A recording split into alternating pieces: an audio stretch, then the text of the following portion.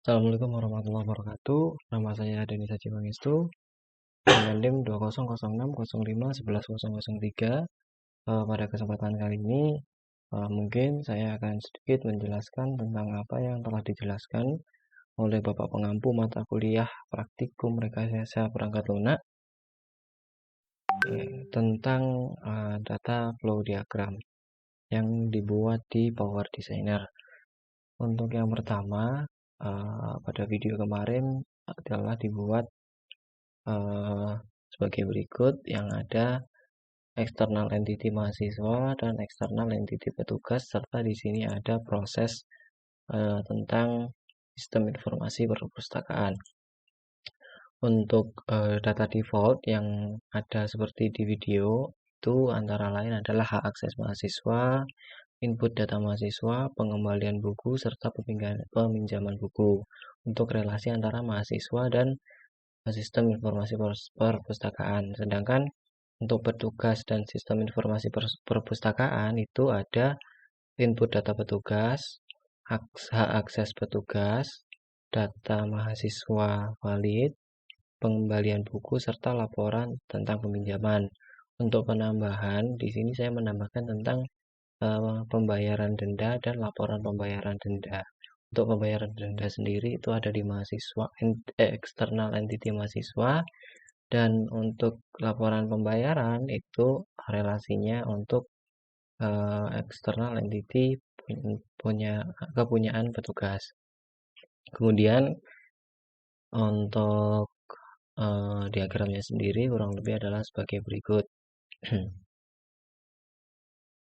Untuk yang pertama, untuk alurnya sendiri di sini ada eksternal entity mahasiswa menginputkan data, yaitu untuk melakukan pendaftaran atau ketika dia sudah memiliki data. Jadi di sini mahasiswa menginputkan data untuk pendaftaran. Kemudian dari proses pendaftaran ini dia masuk ke sistem database untuk memvalidasi dari data mahasiswa. Kemudian dari database atau data store mahasiswa ini mahasiswa akan mendapatkan hak akses yang dia masuknya itu karena ada memiliki data hak akses pada data store mahasiswa ini. Kemudian dari hak akses ini si mahasiswa itu bisa melakukan peminjaman buku dan pengembalian buku. Untuk peminjaman buku di sini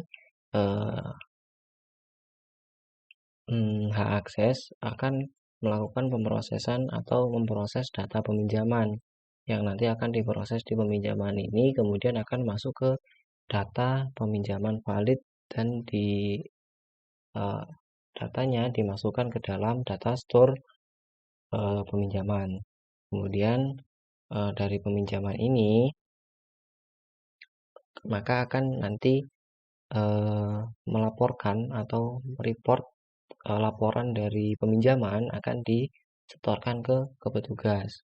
Kemudian dari petugas ini akan memvalidasi buku apa yang telah dipinjam oleh si mahasiswa yang memiliki hak akses ini. Kemudian ada pengembalian. Untuk pengembalian sendiri di sini juga ada data pengembalian, yaitu tentang data bukunya yang telah akan dikembalikan. Kemudian akan diproses ke dalam pengembalian yang akan dicek di data store pengembalian ini melalui data pengembalian atau validasi data pengembalian. Dan pada data pengembalian ini akan mengirimkan laporan kepada si petugas. Dari petugas ini nanti akan melakukan validasi tentang pengembalian. Setelah itu di sini di dalam proses pengembalian ini juga ada proses validasi denda keterlambatan yang nantinya akan diproses ke dalam proses benda, kemudian laporannya akan dikirim kepada laporan denda keterlambatan ini akan dikirimkan kepada proses akses yang dari hak akses ini akan memberitahukan kepada si mahasiswa untuk pemberitahuan dendanya. Kemudian dari pemberitahuan denda ini, maka mahasiswa perlu melakukan validasi pembayaran di proses pembayaran ini. Untuk pembayarannya sendiri ini nanti akan masuk laporannya akan masuk ke dalam petugas sehingga nanti bisa tervalidasi. Mungkin hanya itu yang dapat saya sampaikan. Bila ada kurang lebihnya saya mohon maaf. Assalamualaikum warahmatullahi wabarakatuh.